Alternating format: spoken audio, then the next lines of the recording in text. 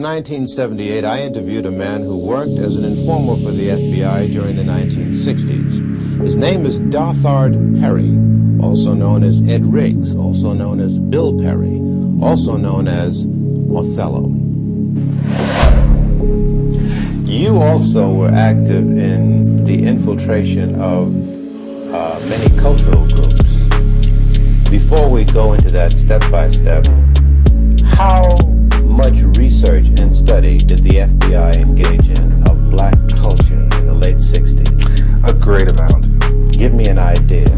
From the thing is, I can, they have a file on every type of magazine that blacks read. They have a file on the music, dance, theater, actors, comedians, you name it, man. And they would actually study these different... Yes. Oh, yes, definitely. What would they do with music? To understand the people, you have to understand the culture. To infiltrate, you have to understand. They make in-depth studies of the personalities of the people they're dealing with, too, culturally. It always helps. It's a thing of, you can take their culture and use it against them. How large would you say an extensive collection on our culture would you say the FBI had? Would you rate it as large as a particular library, like the Schomburg Library in Harlem? I would rate it better. And the fact is that they go into details that we probably would overlook. Agent Roy Mitchell asked me to go down to the local office of the Black Panther Party and try to gain membership. I did so and became a member of the Black Panther Party.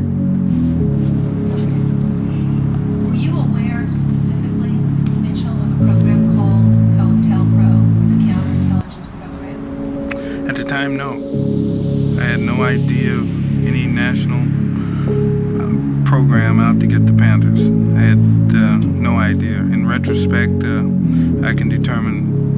have determined from the type of information that I probably contributed greatly to it. You told the story before. I'd just like to have you think about Mitchell telling you that other agents give you information and how you know how you're being protected. Well, I think early on in the game, he let me know that most of the information that I was supplying him was information he had already, or had been developed by his squad already. He kind of indicated that the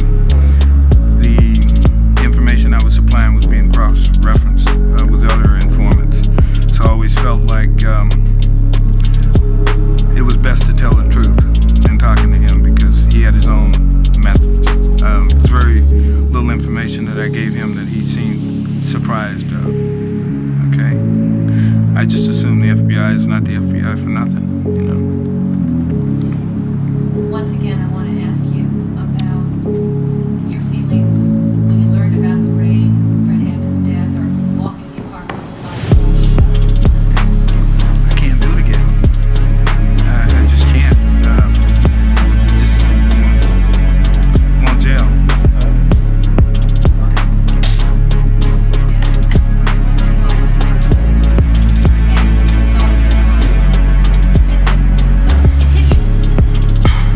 Well, it didn't really hit me then. It hit me after I walked into that house.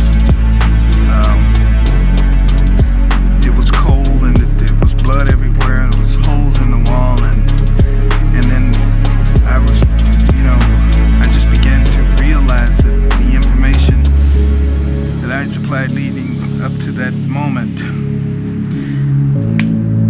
had facilitated that raid. I knew that indirectly I had contributed, and I felt it, and I felt bad about it. And then I got mad.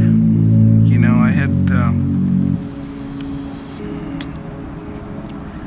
and then I had to conceal those feelings, which made it worse. I couldn't say anything. I just had to continue to play the role. And I think it was at that point that I lost something. I lost something. I mean, everything that I thought we were doing to fight crime had a different message after that. You know, it was a blow. Yo, what's up, people? We is back. Another day on Keep It G News. And today, y'all, we talking about old Charleston, man. Old Charleston White, y'all savior. The savior of the black community. The one that told y'all that we need to start snitching. If we want to fix community, we better start telling. You know what I mean? That is the way to prosperity in the black community. Snitch on everybody. Promoted it. And some of y'all listened. Some of y'all repeated it.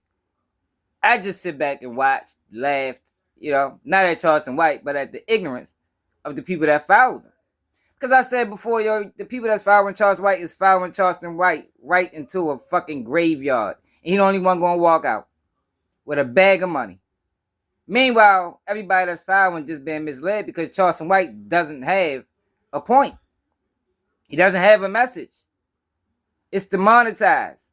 The message is to cause a disturbance. He's an antagonist. That's what he was in Fort Worth. That's why the community called him a coon. That's what he is now. And it's so crazy that it's taking this and people still don't see it. People response is, he said he was a rat. No, he didn't. No, he didn't. On numerous occasions, Charles White said, yo, I ain't never told on nobody. Prove it. Meanwhile, and what really went on is he told on everybody. And this is the guy that admitted that on multiple occasions that he was the one that told Doolittle to shoot. Testified to passing him the gun. So you mean to tell me the same person that does that was a full participant in the crime? Is the same person that tells on everybody? And people was giving him a pass. Not over here. This is a no-fly zone for rats, especially dirty ones like Charleston White. I think he's a federal informant. I think he's a step higher than a rat. I think he get paid to get back intel. Because look at his charge record. The man got 1 million charges, never goes to prison, still keeps his gun rights. It's so obvious to me what Charleston White is. But I ain't gonna wrap y'all head up today because y'all didn't see the video. Now Charleston White decided to speak on this video, and I want y'all to pay very close attention to his demeanor. This video, so everybody saw it. It's been on the news before. Just because you saw it, you still broke. It don't change nothing. You still broke. I'm still rich. I'm still getting booked. It don't change nothing. Yeah, it don't change nothing. We seen the Snitch video. So, everybody's seen it before you seen it. It used to be on the news. I keep telling y'all, I made the news before. All what y'all doing, people I already seen. So what you seen it? You think they gonna stop booking me? You think they gonna stop interviewing me? You think people gonna stop? No, nigga, you still gonna be poor, and I'm still gonna be rich and famous. It don't change nothing. We seen the Snitch video. So, what? The comedy show tomorrow night. We gonna laugh about it on stage. Yeah, that's part of the comedy show.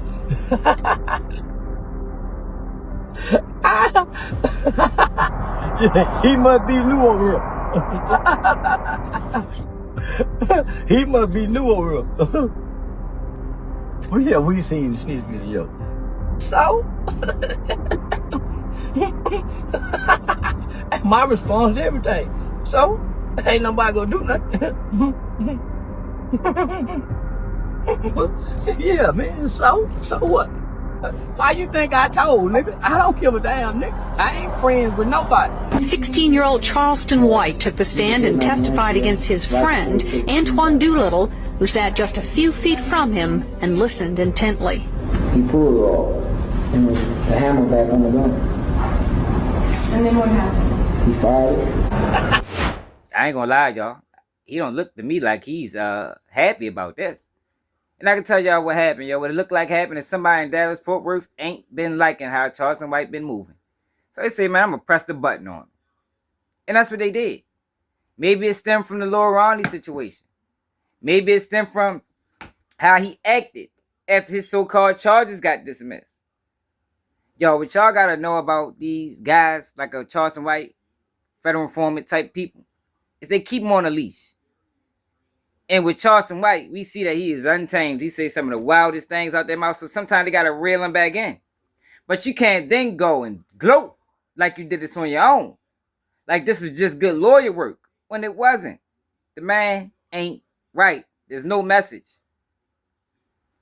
People got to understand, for the people that follow Charleston White has a large audience outside of the black people. So when you see his antics, you got to remember, we ain't the only ones watching. So what he does is he speaks directly to certain stereotypical black people that ain't even really real. The bulk of us don't even act nowhere close to this. But it's not a character. This is the real Charleston White. This is what he was in Fort Worth. This is what he is now. And Melvin Farmer been explained to y'all who he was. Melvin Farmer been explained to y'all that Doolittle got 99 years. The other two co-defendants, I think one of their release dates 2062. Like, it's crazy that people was giving this man a pass, but when you hear him talk about it, he act like he don't care. But to me, he looked very, very, very uncomfortable. Because this goes directly against everything he said about, I ain't never seen nobody in jail. Find the tape. Find the paperwork. So for the people that say, well, he said he was a rat. No, he said he will rat. He ain't never said he testified on his friends. He ain't never said that. I heard him say we all gave statements. No, Charleston White is the only person home in this situation. Charleston White set them boys up, sent them to prison. And if you let Melvin Farmer talk about it, after that, he goes to all his parole dates, Doolittles, and plead with the state not to let him go. This guy's diabolical, man. He ain't no friend of the community. He ain't no friend of the people. He's a fucking clown. Like I've been telling people. But people thought I was hating. And that's the thing about it. People can see real and not even expose fake and can't even tell the difference. Tell me, I've been on the news too, Charleston. But I ain't been on the news for testifying on no motherfucking buy. Because he tried to make it sound like, I told you I was on the news. No, you ain't tell us you was testifying on the news. You ain't tell us you pointed your friends out. And then he goes on to say he ain't got no friends, but I believe him. Those people that move like that don't have friends. They untrustworthy. They just into stepping on people. I could have told y'all Charleston White was a rat by the way that he moves. He's a clout chaser. You can't trust nobody who's on the internet chasing clout. Because there's going to come a time, y'all, when that clout is going to override common sense. It's going to override judgment. The need to be heard, the need to be seen is going to compromise your integrity. The man is soulless. And anybody following him, he's selling you out. Let me know how y'all feel about this in the comments. It's another day. Keep it G News, and I'm out.